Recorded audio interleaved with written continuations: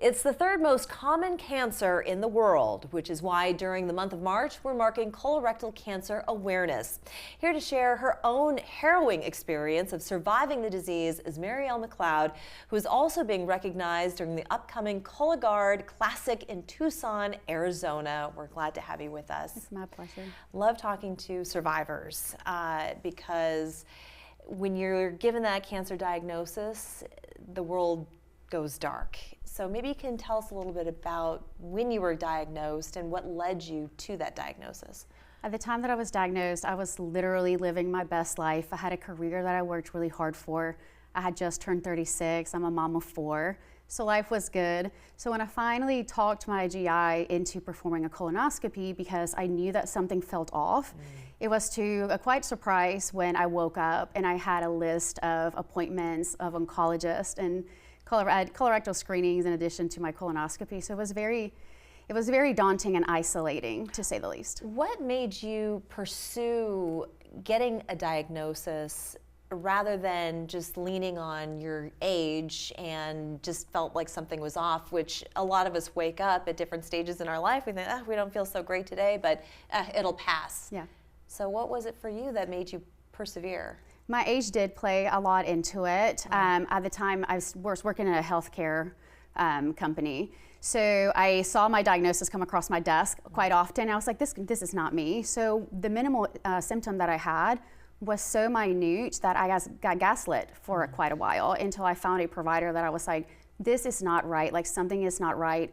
And when I finally lost 20 pounds in a month, my GI was like, absolutely, let's go ahead and proceed. Wow. Oh, that must have been a stark realization. Yeah. That must have been very scary for you and for your family as well. It was very challenging. How long was the road from diagnosis to treatment to remission? So I was diagnosed in June of 2017. I completed treatment in May of 2018. The reason why my treatment was a little bit longer is that I had a couple hiccups along the way, but then I was finally in remission or NED by June of 2018. I have since been 8 years cancer-free, so I'm very excited. That is wonderful. To be here to share my story. Did you have to undergo chemotherapies and did you do radiation? Or? Thankfully, because I had colon cancer, I did not need radiation. However, I had 14 rounds of chemotherapy. I had a colon resection, which went fairly well. I'm very excited because my surgeon was amazing. But then I had great care from my oncologist, so it made enduring, those chemotherapy sessions a little bit later. And I want to point out the fact that you were diagnosed in your 30s. Typical screening begins at 45 now. Correct. Which I think they've changed it, they've made it earlier. And so the age is kind of getting earlier and earlier that we should get screened for these things. And I will just tell you anecdotally, I did receive a kit from Cologuard, which surprised me is how proactive they were in trying to get people to take the test. Yes. So what can you say about Cologuard and kind of what their mission is? So Cologuard is a wonderful test for those that are 45 and over at average risk of colorectal cancer, meaning they have no family history.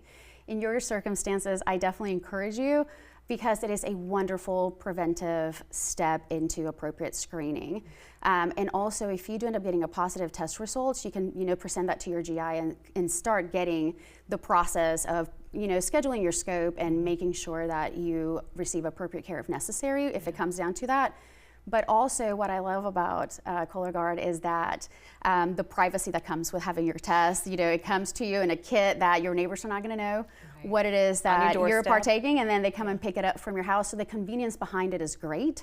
And I feel that is a great step towards preventive screening. I'm glad that you brought up the privacy aspect because you can do it in the comfort of your home. Absolutely. And then you just send it back and get your results. Absolutely. Well, Cologuard is having a big event. Yes, and they this are. is to help celebrate all the survivors and also in memory of those that did not survive their cancer. But this is all culminating during a golf tournament in Tucson, which you're going to be attending. Do you play golf?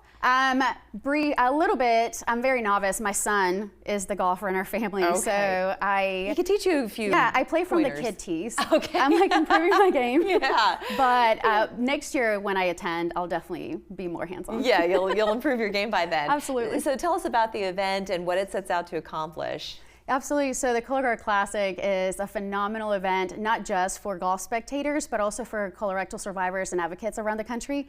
Last year, over 300 survivors and advocates were able to attend, and they came from 34 different states. I'm so excited to be able to represent Charleston, South Carolina this coming week. Yeah.